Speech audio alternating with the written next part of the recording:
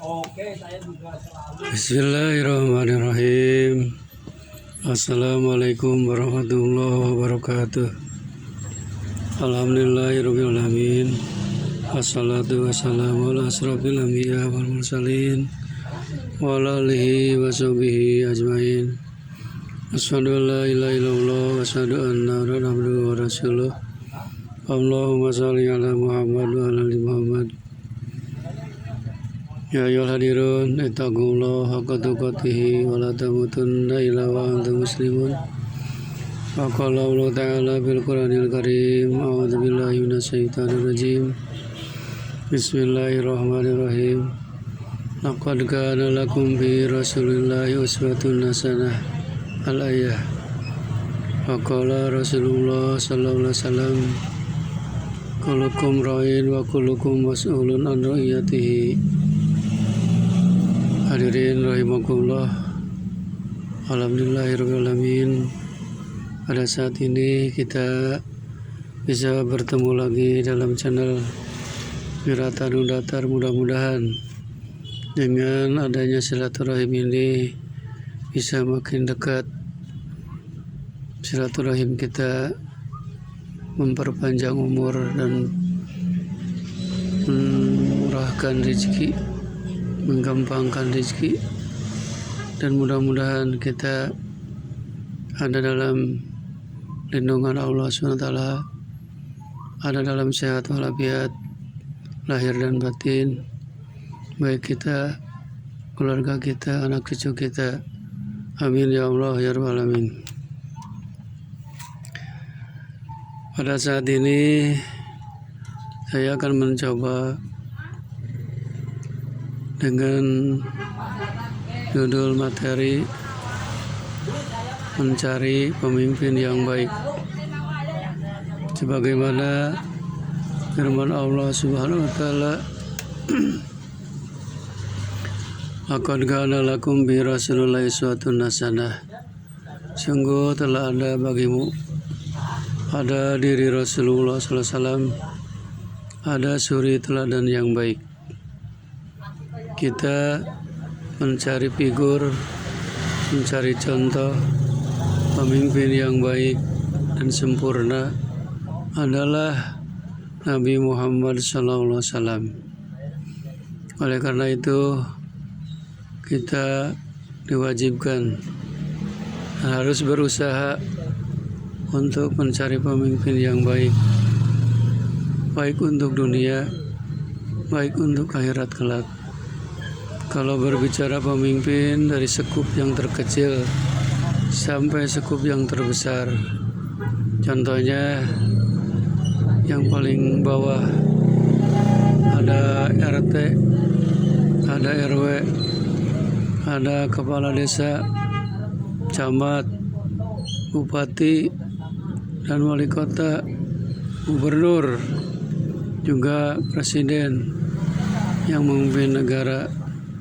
Kemudian anggota perwakilan kita yang disebut anggota DPR dari pusat, daerah, dan tingkat 1 dan tingkat 2. Kita harus memilih dan memilah pemimpin-pemimpin yang baik, sebagaimana yang dicontohkan oleh Rasulullah SAW.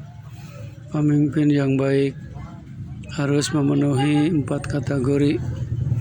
Yang pertama sidik, yaitu jujur, tidak berdusta, tidak berbohong, tidak mengumbar janji palsu.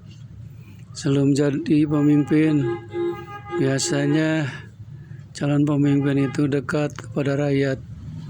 Setiap saat datang, setiap ada pengajian hadir. Setelah jadi, dia hilang, lenyap, tidak tahu lagi dengan masyarakat. Makanya cari pemimpin yang sidik, yang jujur, yang benar, tidak berbohong. Yang keduanya amanah.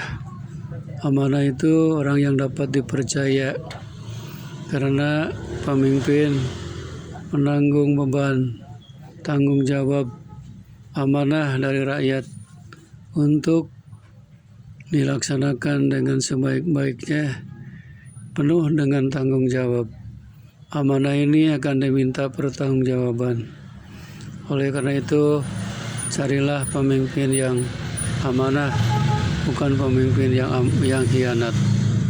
Kemudian yang ketiganya, carilah pemimpin yang tabligh, yang selalu menyampaikan segala macam kebutuhan masyarakat, melihat, mendengarkan kebutuhan masyarakat di tempatnya. Insya Allah, kalau pemimpin yang menyampaikan amanah tidak menyembunyikannya, maka dia akan selamat dunia, selamat akhirat.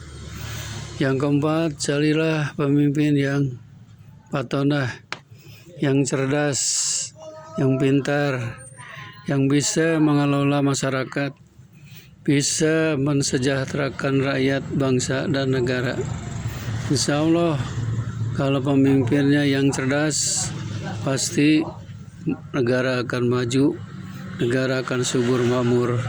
Tapi kalau dipimpin oleh pemimpin yang belum berpengalaman, yang ilmunya masih di bawah standar, pimpin negara apalagi paling luas, berbagai macam agamanya, berbagai macam sukunya, berbagai macam kemauannya, berbagai macam adatnya.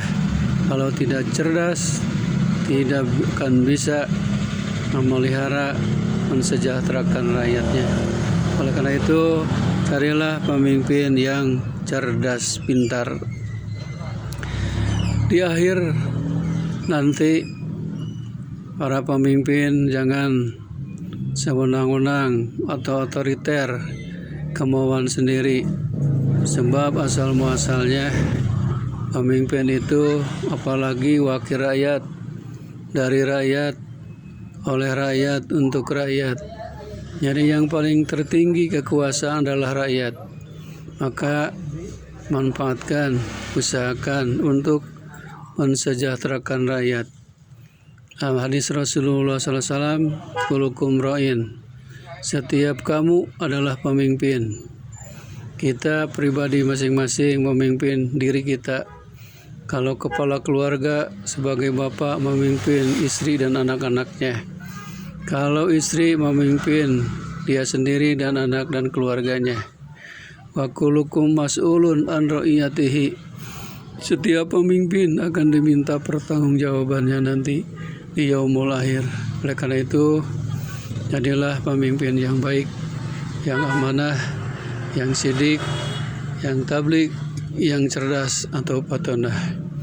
Hadirin rahimakumullah, ada salah satu hadis Rasulullah SAW, tidak akan berdiri tegak negara apabila tidak ditopang oleh 4 macam.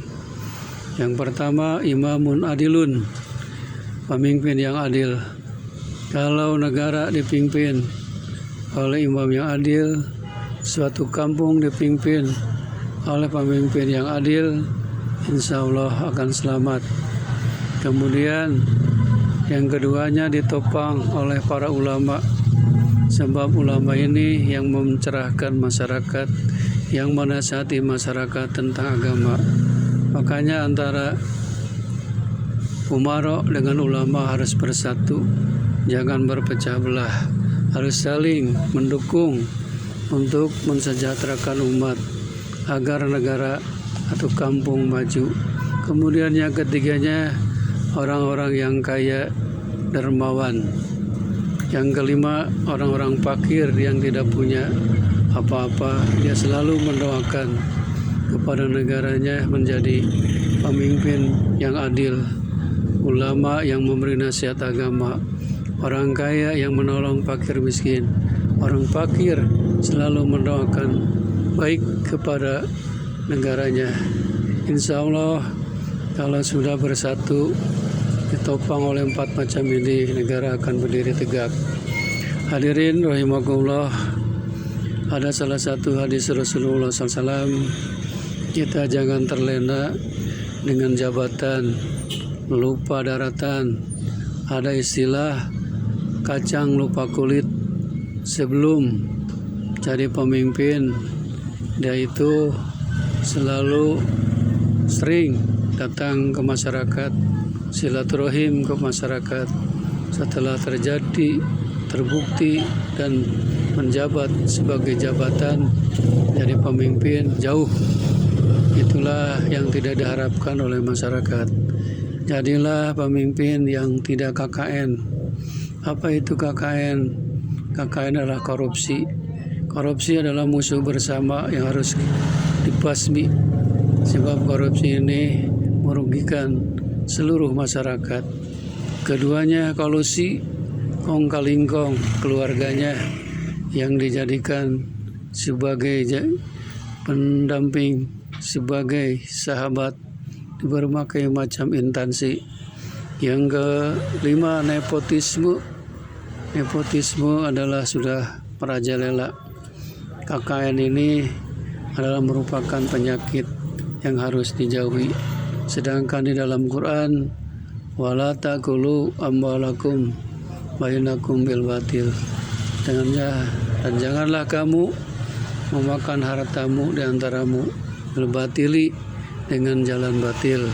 Hasil dari korupsi, hasil merampok, hasil menipu, hasil kolusi, dan hasil nepotisme.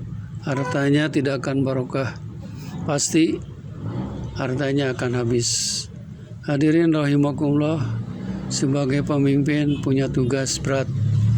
Contohnya adalah yang paling populer, tugas pemimpin adalah menciptakan masyarakat yang adil dan makmur.